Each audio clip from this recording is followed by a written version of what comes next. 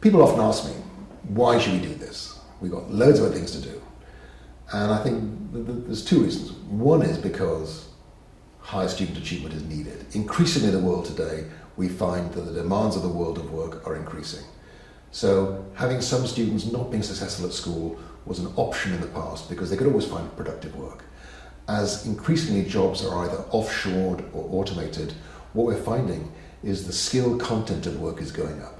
Even hotel receptionists are now having to do much more complex work than they did 20 or 30 years ago. So the key to finding productive work in the world today is having high levels of educational qualifications. So we have to do that. The other reasons, of course, are to do with just one's life. You know, students with more education live longer, are healthier, and contribute more to society. So for all these reasons, we have to have higher student achievement. The question is then, what can we change? And there are lots of variables that have an impact on student achievement, but many of them aren't things that we can change very easily. The one thing that we can change is what teachers do in classrooms, and it turns out that is the most powerful thing of all. High quality teaching over a period of 3 years can completely eradicate the gap between rich and poor parents' kids.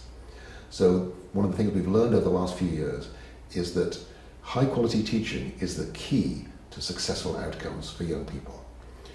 Now the problem is we can change teachers' practice in many ways. Some things benefit students and some don't.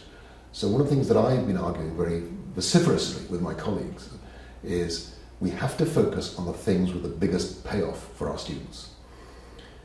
In Australia, like in many other countries, we've introduced teaching standards, and the trouble with those teaching standards is they cover everything that teachers do. Some of those things have a big payoff for students, some of them don't.